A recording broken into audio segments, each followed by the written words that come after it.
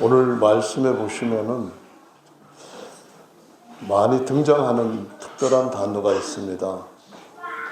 지금 우리가 부활 기념주일까지 2주 동안 함께 이전보다 조금 더 기도에 힘쓰자 하는 그러한 계획으로 함께 기도하고 있는데요.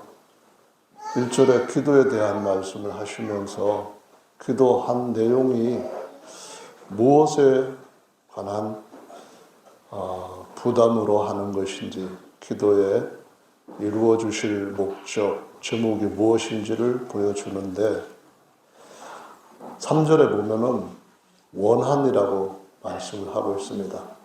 3절뿐만 아니라 5절에도 보면은 원한이라고 또 말을 하고 있고요. 7절에도 보면은 원한이라는 말씀을 하시고 8절에도 보시면 원한이라는 말씀을 합니다. 원한이 뭘까요? 억울하게 당해가지고 그것으로 인해서 망가지는 인생의 모든 부분에서의 그런 한을 가리켜서 원한이라고 하죠. 우리나라는 한 많은 민족이라고 얘기들 합니다. 이런저런 지리적 환경이라든가 또 다른 역사적인 여러 시간의 사건들 속에서 한을 많이 갖게 된 민족이라고 하죠. 그래서 노래를 부를 때도 한마는 아리랑, 한마는 대동강아, 한마는 굽이굽이 한이 서려있는 추풍령, 뭐 이런 얘기들을 합니다. 많이 들어왔던 얘기죠. 한이 많다고 하는 것은 오늘 본문 말씀을 통하여 볼 때 기도해야 될 것이 많은 민족이다 라고 얘기하는 것도 같습니다.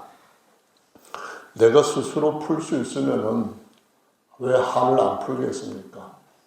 한을 못 푸니까 한국 사람들은 한풀이를 하는 거예요. 한풀이를 할 때 아침에 부인한테 좀 안 좋은 소리 듣고 나오면은 예전 같으면은 나오다가 깡통이라도 보이면은 발로 에이 하면서 팍 차고 그래 한풀이를 하기도 하죠. 그런다고 한이 풀리나요? 그런다고 아내가 자기 마음에 들 때 딱 바뀌어지나요? 그렇지 않잖아요. 사람만 한이 많은 게 아니고 사실은 성경에 보면은 하나님께서 자기 신부처럼 여기는 자기 백성에 대해서도 한이 많은 분입니다. 하나님께서 그 마음에 들지 않고 자꾸 한을 쌓게 해주는 그런 아내를 바꾸고 싶어 하시는 일이 성경에 보면은 여러 군데 나와 있습니다. 하나님은 그 일을 이루셔야 그 집에서 알콩달콩하게 하나님의 경륜에 하나님 집 세우기를 완성하시고 아들, 딸들한테, 딸은 아니지만 아들들한테 하나님의 모든 것을 영원히 누리게 하시려고 하는 이 일을 마치시게 됩니다. 그래서 그분이 제일 먼저 하신 일이 자신이 할 수 있는 일, 한을 풀려면은 일단 나한테 풀어라 해서 그분이 하신 일이 있습니다. 아무도 할 수 없는 그분만 하실 수 있는 일인데요. 요한복음 19장 30절에 보면은 예수께서 신 포도주를 받으신 후 가라사대 다 이루었다라고 말씀하십니다. 그분이 다 이루었다고 하신 말씀은 자신이 하실 일을 끝냈다라는 뜻이기도 하고 완성했다, 수행했다, 성취했다라는 의미로 다 이루었다라는 말씀을 하십니다. 다 이루었다고 하시니까 그 외에는 우리가 할 수 있는 것 없이 그냥 받으면 된다? 그렇게 생각하시면 안 되는 거예요. 왜 그런가요? 하나님이 자기가 하셔야 될 일을 아들을 통해서 아들과 하나 된 자기의 후사이자 자기의 형상을 통해서 하나님의 일은 다 이루신 거예요. 그러나 오늘날 우리가 해야 될 일은 또한 우리가 같이 이룰 때 하나님의 나머지 일을 이루시려고 하신다는 것을 볼 수 있고 이것이 하나님의 뜻이라고 성경은 말씀하시고 있습니다. 기도와 관련해서 그리고 예수님이 다시 오실 때 한을 다 풀어주신다고 하는 하나님의 계획에 연관해서 성경 말씀을 하나를 여기에서 찾아보자면은 데살로니가 교회는 재림이 임박한 바로 그런 상황, 그런 주제에 대해 가지고 하나님 앞에 질문을 드리고 사도 바울이 그것에 대한 답을 하고 그래서 우리한테도 전해져서 말세를 살고 있는 말세 마지막 때를 살고 있는 우리한테 확실한 답을 준 서신입니다. 5장 16절의 말씀에 보면은 항상 기뻐하라 이런 말씀을 합니다. 항상 기뻐한다고 할 때 그냥 우리가 일반인들도 기뻐하는 것이 스트레스 덜 받고 자기 몸 스스로 자해하지 않고 그러면은 오히려 잘 될 것도 안 되게 되는 그런 화내는 일을 막을 수 있으니까 기뻐하는 게 좋다. 그런 의미보다는 예수님을 알고 믿고 그분께서 주신 약속을 기다리고 있는 우리한테는 기뻐하는 것이 다른 의미로 여기에 들어가 있다는 거죠. 무엇이냐 하면은 하나님께서 도저히 기뻐할 수 없는 욥한테 하나님께서 욥의 그 모든 스트레스를 한꺼번에 확 날려버리기 위해서 하신 일이 있습니다. 욥기 38장의 말씀에 보면은 하나님이 욥한테 나타나셔서 내가 천지를 창조할 때에 너는 어디 있었니? 너는 없었지만은 내가 지은 새벽별들 수많은 아들들은 내가 짓는 그걸 보고 다 기쁘게 소리했느니라. 환호를 질렀다는 겁니다. 그런데 너는 지금 뭘 보고 있니? 그런 얘기죠. 옛 창조는 하나님께서 하늘과 땅과 이런 물질적인 것들을 지으시는 것으로 새 창조에 대한 그림이나 같고 모형이라도 같다고 바울은 말을 합니다. 아담도 그렇고 하늘과 땅도 그렇고 아담은 진짜 형상의 모형이고 하늘과 땅은 영원한 새 땅과 새 하늘의 모형이다. 그래서 하나님은 새 창조를 하시는데 내가 새 창조를 할 때는 내가 할 일은 이미 첫 창조에서 잘못된 것을 내 몸을 통하여서 회복을 했으니까 새 창조를 위해서 나와 함께 하자는 겁니다. 하나님의 아들들 중에서 지어서 가장 존귀한 피조물 천사들보다 내가 나아서 내 모든 것을 물려줄 때 모든 천사까지도 물려줄 그런 내가 낳은 친아들들이 내 새 창조에 함께 참여해서 기뻐하라. 큰 소리로 주님 앞에 기뻐하라. 그런 의미를 담고 있는 것입니다. 그래서 범사에 감사하라는 말씀도 18절에 하고 있는데 그 사이에 17절에 기록된 말씀은 쉬지 말고 기도하라 라고 말씀하시고 있습니다. 이것이 너희를 향한 하나님의 기뻐하시는 뜻이다. 그런 말씀입니다.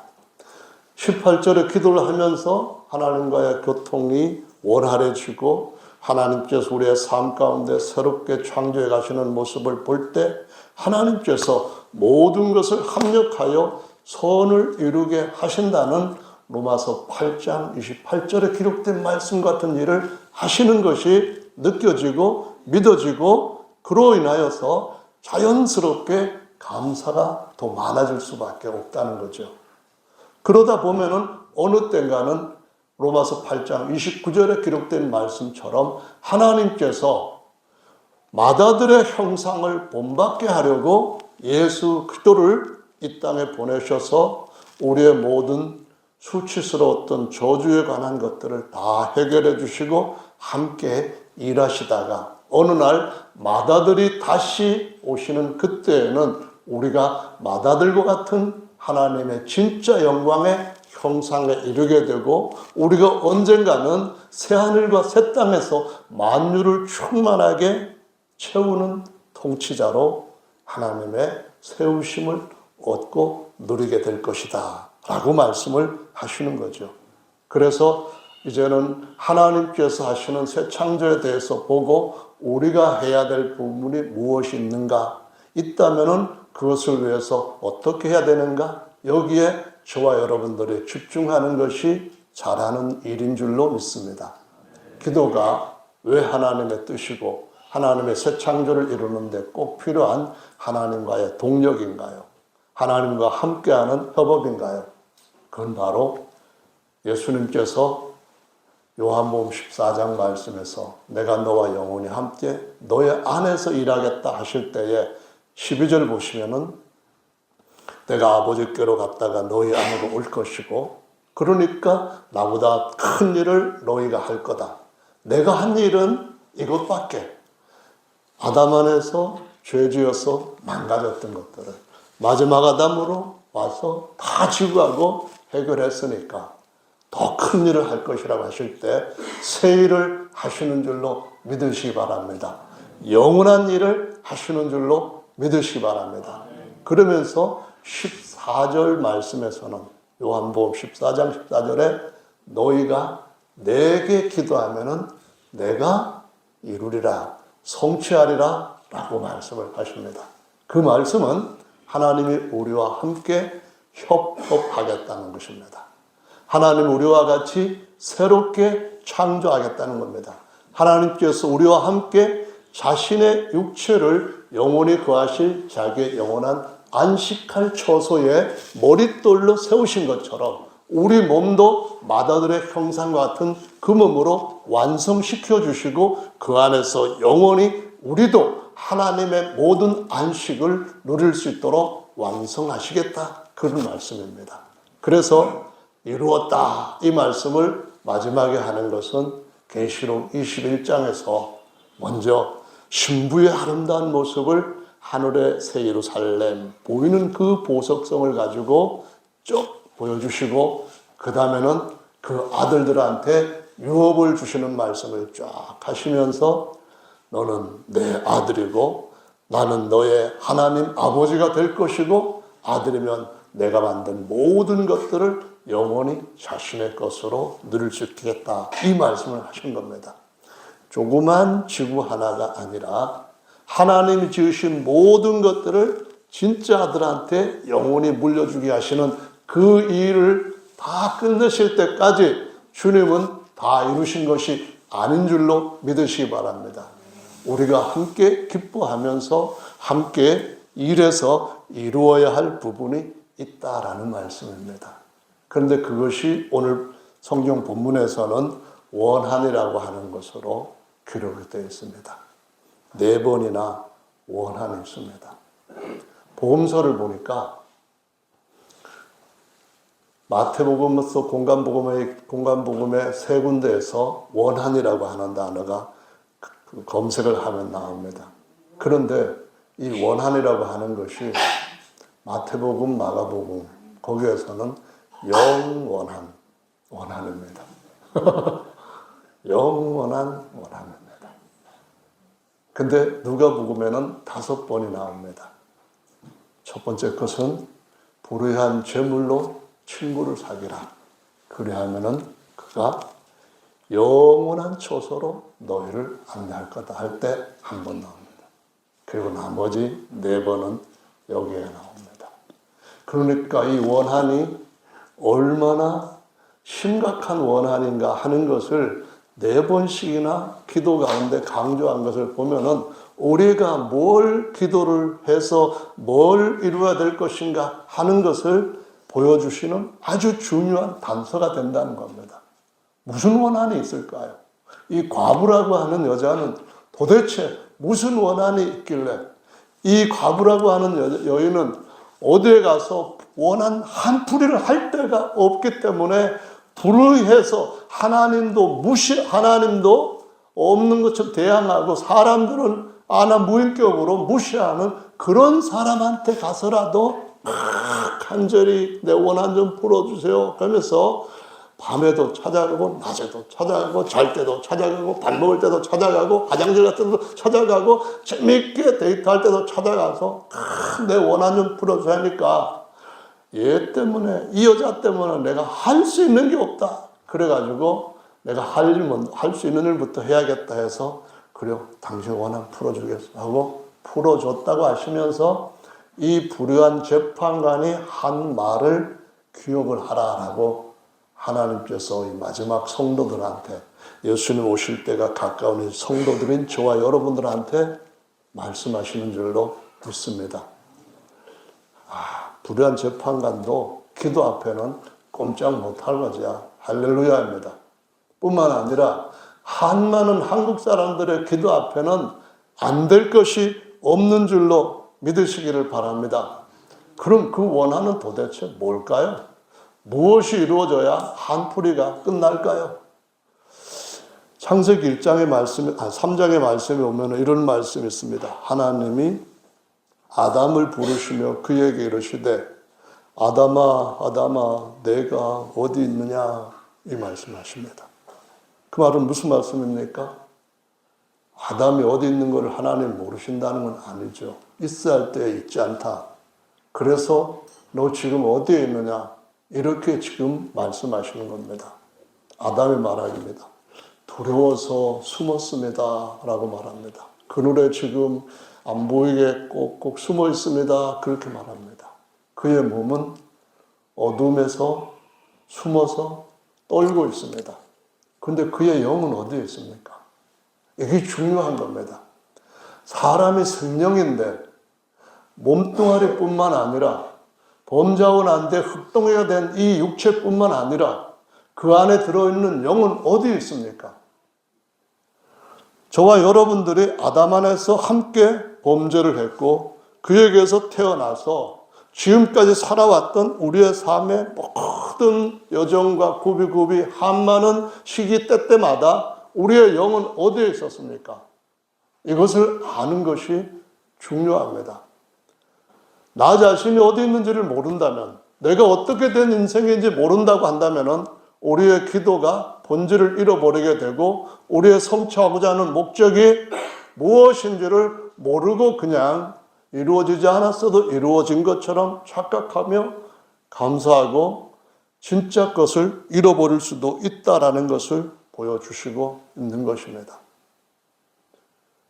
너 왜 거기 있느냐? 그랬더니만 하와가 대답을 이렇게 합니다. 뱀이 나를 꿰므로 내가 먹었나이다. 뱀 때문에 여기 있어요. 뱀이 나를 꿰니까 그것 때문에 내가 여기 와서 하나님 얼굴을 피하여서 숨어 있을 수밖에 없죠. 하나님 만나면 저 죽게 되었으니까 제가 어떻게 나갑니까? 이 말을 합니다. 진짜 그 말이 맞습니까? 뱀이 꿰은 것이 한 맺힌 인생에게 1%를 작용을 했다고 한다면 99%는 그 속에 있는 탐심이 작용을 했기 때문입니다. 하와가 너는 내 남편한테 들은 것처럼 내 남편과 너는 선악을 알가는 나무 이거 안 먹어도 절대로 죽지 않아. 이거 왜 먹을 것도 쫙 널려 있어. 너는 이거 먹지만 않으면 영원히 살 수 있어. 이 말씀을 주셨다는 거예요. 그런데 하와가 그 마음속에 뱀의 말을 듣고 속아갖고 하나님이 그렇게 말씀해 주신 것을 거짓말로 여긴 거잖아요. 영원히 살 수 있다는 말도 거짓말이고 누릴 수 있다고 한 그 모든 것들도 지금 뱀이 나한테 속삭여준 이것에 비하면 부족한 것이 헐 많구나. 이렇게 해가지고 뱀의 말을 들었던 것 아닙니까? 자, 문제는 오늘날도 우리가 너의 영혼, 너의 혼, 너의 영 어디 있냐 물을 때에 하나님께서 질문하실 때 그냥 단순하게 예배당 안에 있습니다. 직장에 있습니다. 그런 식으로 대답하면 안 된다는 겁니다. 내가 지금 어디에 있느냐고 하는 질문을 했을 때에 나그네 길로 어디론가 가고 있습니다. 그 정도 대답도 충분하지 않다는 겁니다. 있어야 할 곳에 있어야 된다라는 것이죠. 내가 만약에 이런 인생으로 하나님 앞에 존재 이유를 갖고 목적으로 살아간다고 한다면 거기에 맞게 살아야 된다. 그런 말씀이죠. 내가 만약에 너를 존재케 한 네가 어디다가 쓰시려고 하는지를 알았다고 한다면은 그 목적에 더 맞게 이루어져 가야 된다. 그 말씀을 하시는 것 같아요. 그래서 내가 어디 있느냐라는 질문을 할 때 주님 앞에서 우리는 우리 몸뿐만 아니라 우리 혼과 영이 사실은 어느 위치에 있느냐를 다시 한번 점검할 필요가 있다는 것을 보여줍니다. 내 육체 죄지어서 함께 죄지어서 이렇게 낡아져가는 육체를 위한 그 자리에 내가 살고 있는 것은 아닌가? 내가 탐심으로 하나님께서 약속하신 것보다 더한 것들을 쫓아가는 건 아닌가? 거짓된 속삭임을 더 좋은 소식, 복음으로 듣고 거기에 기뻐하고 있는 건 아닌가? 이런 생각을 해야만 됩니다. 하나님의 말씀을 믿지 않는다는 말은 곧 하나님이 나를 속였구나? 거짓말 하셨네?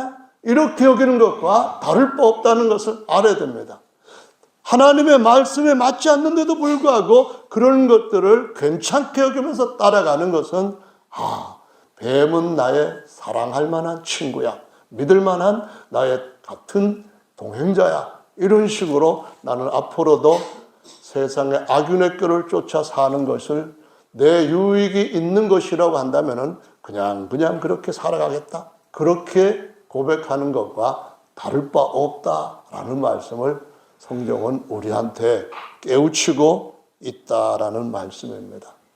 그래서 우리가 이렇게 속아서 처해진 성편이 어떤 것인가 하면은 비유로 성경 전체에 있는 내용을 축약해서 여러분한테 설명드리자면은 첫째로는 이런 것입니다. 어린아이가 5살쯤 됐는데 딸아이예요. 눈에 넣어도 아프지 않을 정도로 너무 사랑스럽고 귀엽고 그냥 아이를 위해서 뭐든지 다 해주고 싶어요. 다 줄 수도 있을 것 같은 그런 아이인데 어느 날 아무도 알지도 못하는 그런 남자한테 깨어가지고 아이스크림 사준다는 얘기를 듣고 차를 타고 슈퍼로 가다가 납치가 됐다. 끔찍한 일이죠.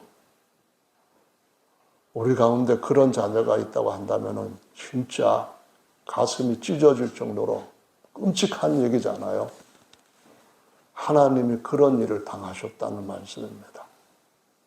하나님께서 잃어버린 자들을 찾아서 모든 높고 높은 데서부터 그 아들을 아주 흉창까지 들어갈 수 있는 낮고 천한 몸으로 새로 입혀서 보내실 때 거기에 어디에 있는지 모를 아담아 내가 어디 있느냐, 하와야 내가 어디 있느냐 찾아서 낮고 낮은 정말 추악하고 더러운 데까지 내려오게 하실 정도로 그렇게 찾아오신 하나님이라는 것을 말씀하시고 있으며 지금 값을 지불하시고 난 뒤에도 돈 주면은 그럼 아이 살려서 보낼게 그랬을 때 아들의 몸을 값으로 주시고 났는데도 불구하고 어딘가 아직까지 풀려나지 않고 집으로 돌아오지 못하고 있기 때문에 누가복음 15장의 말씀에 보면은 돼지우리간 옆에서 돼지 먹는 거 같이 먹으면서 완전히 거지 중에 상거지가 되고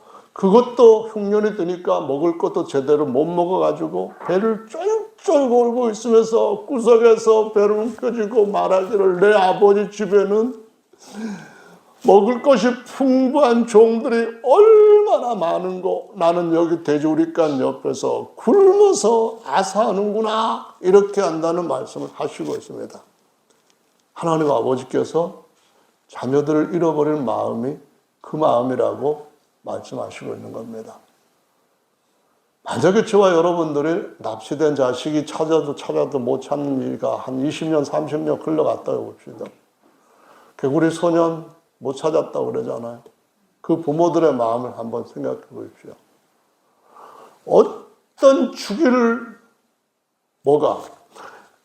내 자식을 그렇게 가지고 가서 어떻게 했는지 소식도 모르고 이렇게 하는 거야 하면서 아마 기가 막힐 겁니다.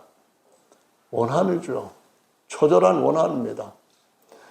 대한민국의 반을 다 준다 해도 진짜 어머니의 마음, 아버지의 마음을 갖고 있는 부모라고 한다면 내 자식이나 돌려주시오. 나는 내 자식이 내 생명과도 같소.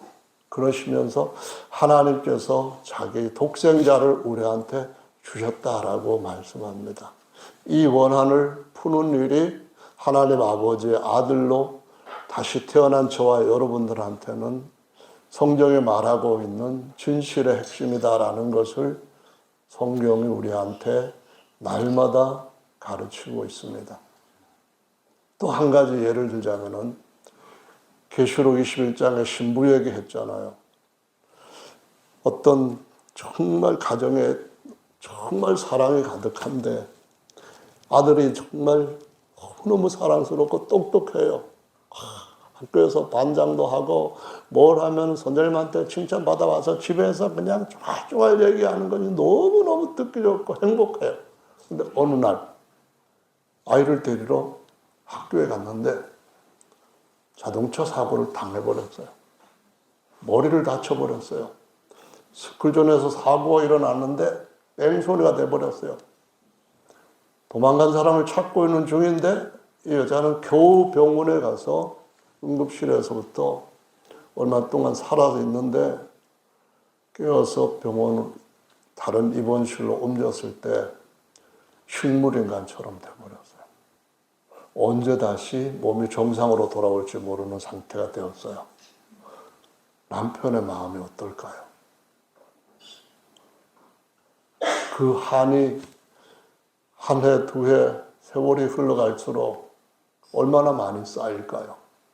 그것이 바로 오늘 본문에서 해결해 주실 분이 진짜 해결을 해 주실 때까지 그 도울 자가 없이 기다리고 있는 교회, 남편이 없는 것 같이 억울함을 당하고 있는 교회가 하나님 앞에 드려야 할 기도 상황이고 이루어야 할 기도의 제목이고 언젠가는 원래보다도 더 너무나도 좋고 놀라운 그런 환경 속에서 영원히 행복을 누려야 할 하나님이 세우신 하나님의 집 세우기에 일하시는 새 역사의 과정, 창조 중에 영원한 창조의 현실이라고 가르쳐 주시고 있는 거죠. 그래서 저와 여러분들은 하나님 앞에서 어떤 원한을 풀어달라고 해야 될까? 억울한 일 당하는 일 많지만은 적어도 예수께서 하시는 말씀에서 이런 말씀을 주목을 해야 될 때인 줄로 믿습니다. 그러나 인자가 세상에 올 때에 세상에서 믿음을 보겠느냐 하는 것이죠. 예수님이 오실 때에 지금 우리가 기도하는 것들 중에 그거 이루시기 위해서 오실까요? 아니 일반적으로 기도하는 그 기도 제목들 이루기 위해서 오실까요? 아니면은 하나님이 우리와 함께 이루시고자 하시는 영원한 새 창조를 이루기 위해서 그것 이루시기 위한 주된 목적을 가지고 오실까요? 이 기도 제목은 일반적으로 어떤 기도에 대해서 끝까지 이루어 주실 때까지 기도해라 하는 그 교훈도 틀린 것이 전혀 아닙니다. 그러나 말세를 만난 성도들에게 원한 풀어달라고 기도하라고 하는 제목은 그것과는 다르다는 것을 분명하게 말씀하시고 있습니다. 그래서 그 원한 풀어달라고 기도하는 그런 교회가 오늘 저와 여러분들이 아름답게 하나님의 목적대로 이루어져야 할 그런 기도인 줄로 믿습니다. 이런 기도를 가르쳐서 하나님의 백성과 하나님의 백성 아닌 로암미들, 떠난 자들, 하나님으로부터 멀어지는 자들, 이 사이에서 가장 중요한 차이점을 얘기했는데 창세기 4장의 말씀에서 이어집니다. 4장에서는 하나님께서 가인이 죽였던 아벨 대신에 셋을 주셨다라고 말씀합니다. 아벨은 원함을 따라서 그 원함을 풀어주세요 하고 기도하는 피라고 히브리서 12장에서도 말씀을 합니다. 나 하나님 앞에 제사 바로 드렸더니만 형이 날 죽였어요. 억울해요. 형이 자기 안에 있는 죄를 다스리지 못해갖고 저를 죽였는데 제 억울함 풀어주세요. 원한 풀어주세요. 그래서 셋을 주셨다는 겁니다. 셋을 대신 주셨다 그 말은 원한 풀기 위해서 예수께서 마지막 아담으로 오셨다라는 의미와 같습니다. 아벨의 피보다 더 온전히 내 원한 풀어줄게요. 내 신원 들어주실게요. 그렇게 하시면서 오신 분이 바로 마지막 아담으로 오신 예수님이시라고 말씀을 하시고 있는 것과 같습니다. 그리고 셋이 낳은 아들이 에노스입니다. 예수 그리스도로 말미암아 다시 태어난 하나님의 백성의 이름이 바로 사람이라고도 불려지는 에노스입니다. 하나님이 시편 8편에 기록하시기를 하나님이 우리를 잠깐 동안 천사보다 못하게 하시고 그 말씀을 하실 때에 뭐라고 말씀하시냐면은 사람이 누구이길래 에노스가 누구이길래 하나님께서 저를 권고하시며 인자가 무엇이길래 아담의 아들들이 누구이길래 주께서 저를 방문하시고 권고하시고 보살피시고 이끌어내십니까? 이 말을 합니다. 셋이라고 하는 사람이 에노스를 등장시키고 에노스와 아벨, 가인 요 3의 구조 가운데서 가인의 후손들이 동생을 죽이고 또 동생을 죽이려고 칼을 갈고 있던 그 시기에 또다시 하나님을 섬기는 자들을 가인의 후손들이 청동기를 무기로 삼아서 지배하고 빼앗고 성을 쌓아서 자손 만대 에녹성에서 살겠다고 하는 그 시기 그 환경에서 에노스는 뭐를 해야 될까요? 또다시 아벨처럼 죽을지도 모르는 그런 환경에서 누구를 의지해야 될까요? 그렇게 의지하는 모습들이 오늘날 하나님께서 그분을 따르게 한 백성들한테는 어떤 조언을 주고 있는 것일까요? 그건 다름 아니라 주의 이름을 부르는 자들로 살 수밖에 없다는 것을 말씀합니다. 예수님의 이름은 우리의 도움이신 줄로 믿습니다. 소망이시고요, 망대이시고요, 능력이시고요, 위로이시고요, 성취인 줄로 믿습니다. 정중택 전도사님은 91장 찬송을 뒤따 좋아하신다고 하시는데 그 91장이 구원입니다. 구원이 뭐예요? 바로 예수라는 이름이 바로 구원이라고 하는 하나님의 구원이라고 하는 이름인 줄로 믿습니다. 그렇게 돼 있잖아요. 주께서 우리의 원한을 풀어주시는 그 일이 예수 이름을 부르는 데서 완성된다라고 하는 사실을 창세기는 이미 오래전부터 하나님의 백성들 그 속에 영의 DNA에 계속해서 유전시켜 오셨고 오늘날도 하나님의 백성으로 승리하며 살기 위해서는 똑같이 신약 성경의 말씀에서도 보면은 고린도 교회 곧 주의 이름을 부르는 자들이라고 말씀합니다. 바울이 디모데에게 보낸 편지에서도 곧 하나님의 성도는 주의 이름을 부르는 자들 이렇게 말씀하시고 있습니다. 원한 풀 수 있는 방법, 다른 문제 해결하는 것은 같이 덤으로 얻을 수 있는 방법, 그것은 바로 주님 앞에 기도하는 것이야말로 하나님께서 우리에게 원한 풀어주시고 소원 들어주시고 모든 것들을 만족하게 이루어 주셔서 우리 안에 채워진 그것이 얼마나 만족한지 만유를 채우고도 남을 만큼 크게 채워주시는 결과 열매를 얻게 하시는 것인 줄로 믿으시기를 예수님의 이름으로 축원합니다. 할렐루야. 성경에 보면 시편에 많은 사람들이 자기가 스스로 웅덩이를 파고 자기가 스스로 올무를 놓고 거기에 스스로 걸리게 되었다라는 말씀을 하고 있거든요.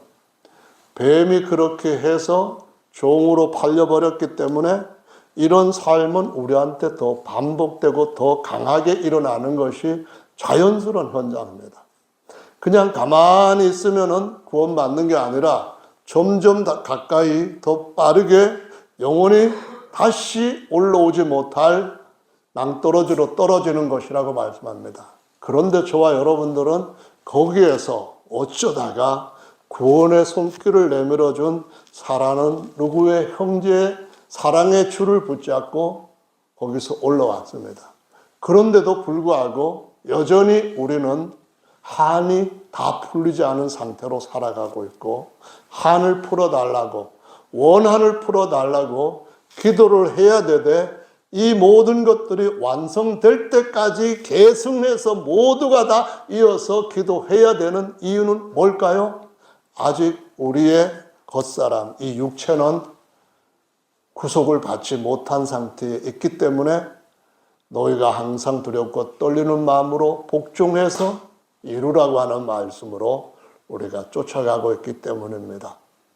시편 40편에 이런 말씀이 있습니다. 나를 기가 막힐 웅덩이와 수렁에서 끌어올리시고, 나를 기가 막힌 웅덩이와 수렁에서 끌어올리시고, 우리가 예수님의 이름으로 침례를 받으면 그분이 대신 죽어주시고 장사진해 주신 거기에 같이 들어가서 우리의 죄를 도말해 주신다라는 말씀을 말씀의 약속으로 순종을 했습니다.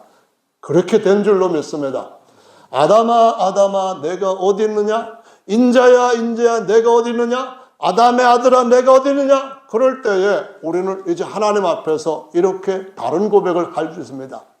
하나님, 아들의 은혜를 통하여서 죄가 기가 막힌 수렁과 웅덩에서부터 끌어올려져서 그리스도 예수 안에서 함께 일으키심을 받고 만유의 그리스도와 함께 저의 속사람이 앉게 해 주셨나이다. 이 고백을 할 수가 있습니다.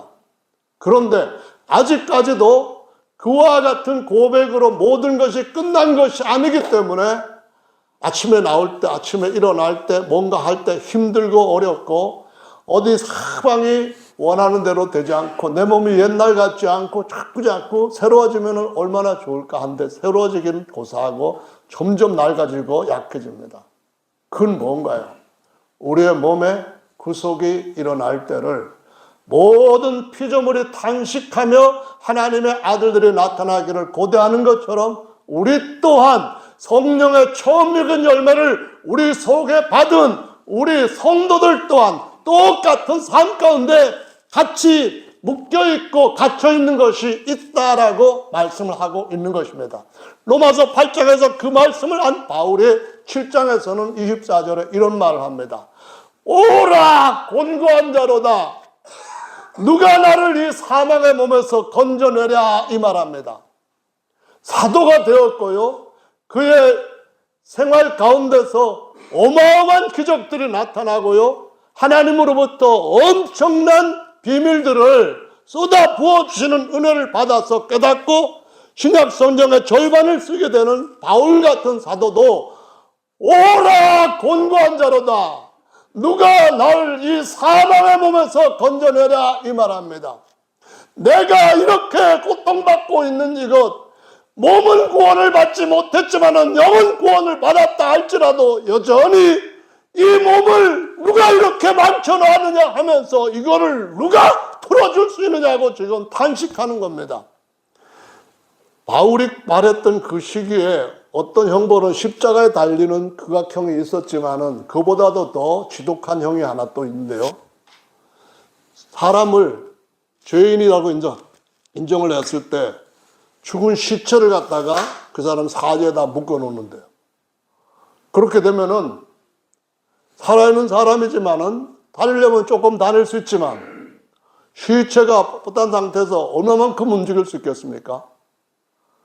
그런데 움직이지 못하고 어떻게 하는 거는 둘째치고 썩은 냄새가 지독하게 이제는 풍기기 시작하면서 그것뿐만 아니라 부패된 시체에서부터 같이 붙은 데가 썩어 들어오기 시작한다는 거예요.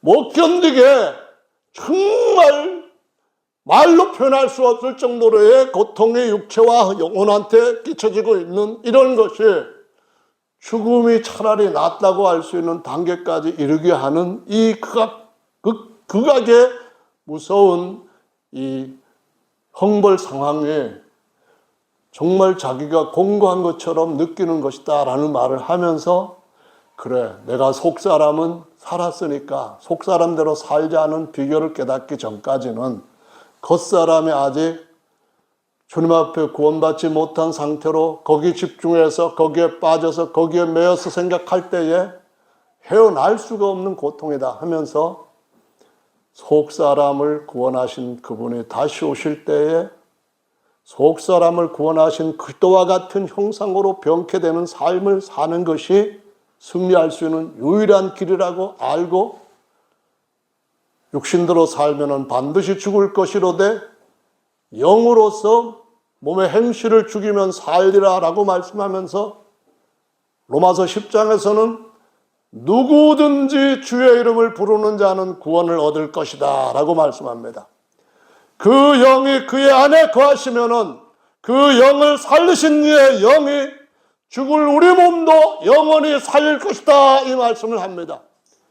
우리의 몸이 구속이 될 때에 영광 중에 모든 피조물 앞에 나타날 것이고, 우리가 나타나는 그 모습은 마다들의 형상 같은 그 형상으로 병쾌하신 중에 나타날 것이다 라고 말씀하시고 있습니다.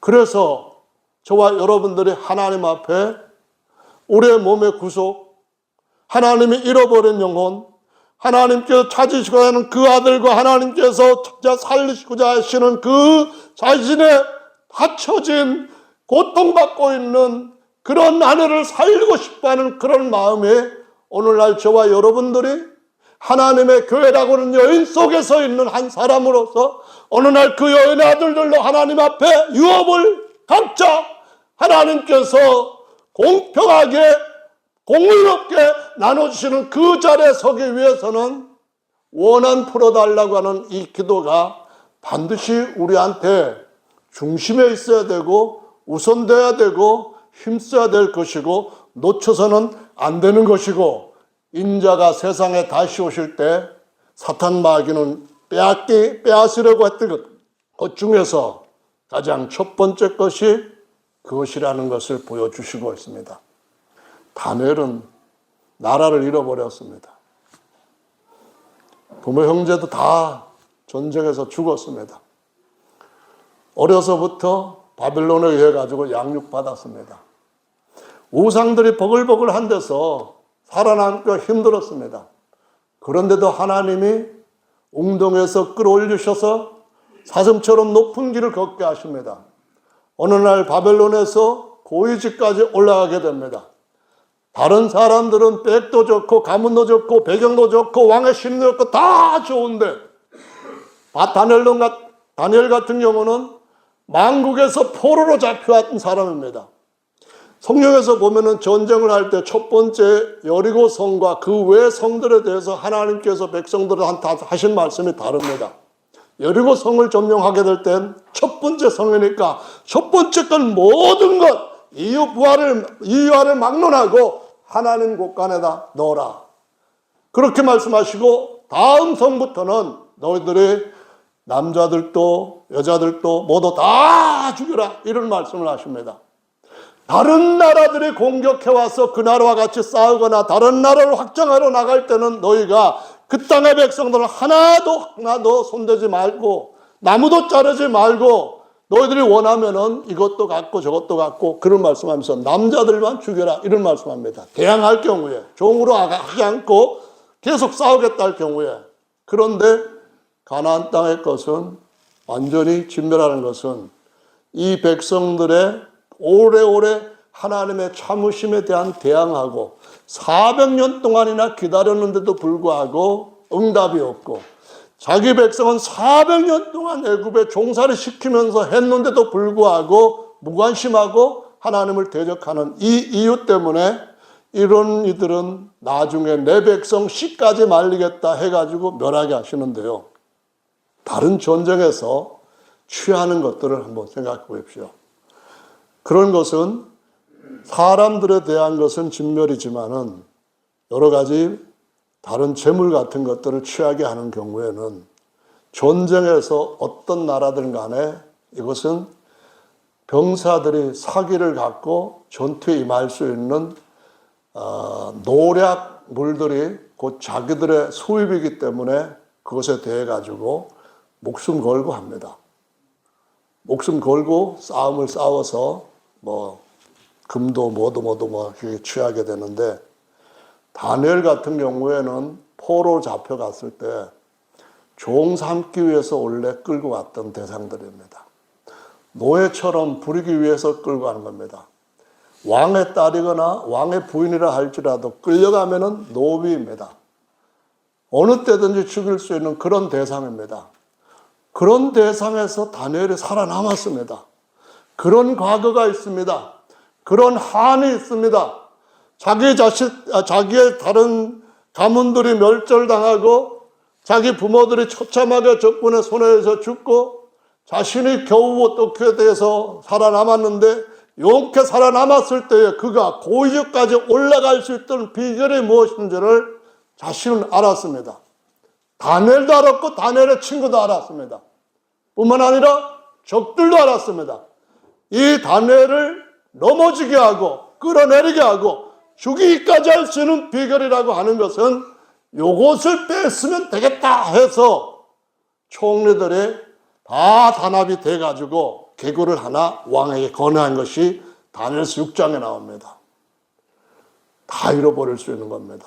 지위도 잃어버리고 목숨도 잃어버리고 모든 것들이 사라지게 되는 그러한 아주 끔찍한 상황이 그의 앞에, 그가 거부하지 않음으로 인하여서, 그걸 수용하지 않고 하나님의 말씀을 거부하지 않고 하나님 앞에 자기가 해야 될 일을 거부하지 아니함으로써, 그 선택을 함으로써 그에게는 모든 것들이 절벽 앞에 서 있는 풍전등화 같은 상황 속에 놓이게 되었습니다.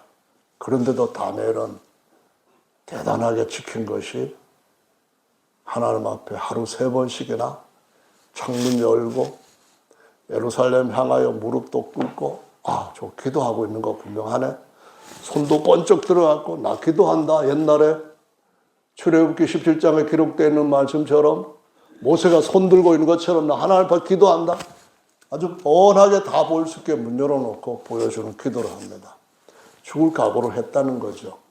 내가 지금까지 하나님 앞에 이렇게 해서 왔는데, 이렇게 온 것 다 하나님의 것인데, 하나님이 거저 나한테 누리게 한 것인데, 내가 그거 지키겠다고 해가지고 여기에서 하나님을 배반하면 되겠느냐 해가지고 하나님의 이름을 부르고 기도하는 일을 그냥 보여줍니다. 마지막 때 다니엘을 보겠느냐? 하나님께서 심판을 세상에 베푸실 때 하나님 앞에 정말 기도하는 사람을 보겠느냐? 이 말씀이 바로 다니엘서에서 우리한테 풀어주시는, 우리한테 원하시는 하나님의 뜻인 것을 보여주고 있다고 생각을 합니다. 그래서 저와 여러분들이 기도하는 일이 얼마나 중요한가, 그 기도에 우리가 이루어야 할 것이 얼마나 귀하고 복된 것인가, 이 부분에 대해서 한번 생각하고, 특별히 기도하기 위해서 마음을 정한 이 기간에 여러분의 마음을 주님 앞에 다니엘이 했던 것처럼 하나님을 향하여 무릎을 꿇으시기를 바랍니다. 그분을 향하여 손을 드시기를 바랍니다. 곧 그분이 오실 것이고, 모든 인생들이 완전히 전쟁이 없는 야훼 샬롬, 예수 샬롬에 들어가기 위해서는 그분이 사단은 물론이고 죄와 사망까지 없애버리는 그러한 이루심이 우리 앞에 나타날 것을 위하여서 위대한 비전을 갖고 기도하는 하나님의 사람들로, 하나님의 거룩한 제사장들로 주님 앞에 여러분의 일부를 들으시기를 바랍니다. 같이 들으십시다. 우리는 이 일을 주님 오실 때까지 점점 더 해가는 것이 바람직합니다. 이렇게 하는 것이 안 되는 것들을 진짜 되게 하는 참된 것인 줄로 믿습니다. 마가복음의 말씀을 9장을 한번 같이 생각을 해보십시오. 주여, 왜 우리는 이런 일을 하지 못했습니까? 하고 제자들이 예수님한테 질문을 합니다. 믿는 자에게는 능치 못함이 없느니라 하고 말씀을 하신 것 제가 듣고 알고 믿고 있습니다. 믿는 자에게 능치 못함이 없다고 하신 말씀 저희가 잊어버리지 않았습니다. 그래서 그렇게 될 줄로 알고 이 아이를 귀신에 사로잡힌 데서부터 해방시키려고 할 수 있는 방법 다 해봤습니다. 다 해봤는데도 안 되는데 우리는 왜 안 됩니까? 이렇게 주님한테 질문을 했을 때 그들이 한 가지 제대로 하지 않은 것이 있다는 말씀을 하신 것을 볼 수 있습니다.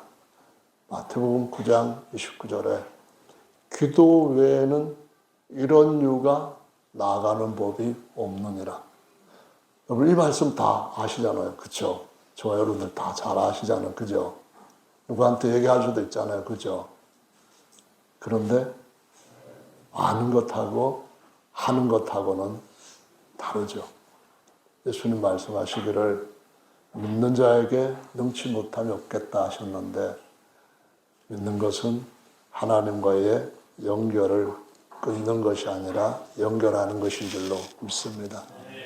칠레에서 33명이 광산에 매몰돼 가지고 그 안에 갇히게 되었습니다. 세계 모든 사람들이 다 주목을 했어요. 근데 69일 만에 한 사람이 구출을 당합니다. 그리고 22시간 안에 33명 다 거기서부터 살아서 생활을 하게 됩니다. 한 사람 한 사람 나올 때마다 막 세계에서 그걸 방송으로 보는 사람들까지 환호를 하고 난리 법석이었습니다. 우리나라에서 유명했던 것 하나도 남부 이산 가족 중에 처음에는 그냥 몇 사람 그냥 의례적으로 이렇게 상봉하는 걸 하려고 했는데 의외로 그게 얼마나 뜨거운 반응을 일으키는지 전 세계가 그 시기에 주목할 만큼 상봉할 때 울고 불고 막 난리가 났다고 하는데요. 주님께서 우리가 하는 건지는 역사와 우리가 하는 주님과의 만남의 역사 이루는 모든 일들 속에 천국의 천사들까지도 기뻐한다는 말씀을 하시었습니다. 그래서 우리가 하는 일은 큰 일인 줄로 믿습니다. 가장 위대한 일 중에 첫 번째가 될 수도 있습니다. 하나님을 섬기는 일, 그건 역시 기도로 그분과 함께 일하는 것인 줄로 믿습니다. 그래서 우리는 이런 데 큰 꿈을 갖고 같이 주님과 일하는 동력자들입니다. 다 같이 찬송 한 장 하시고 기도하는 시간 같이 갖겠습니다.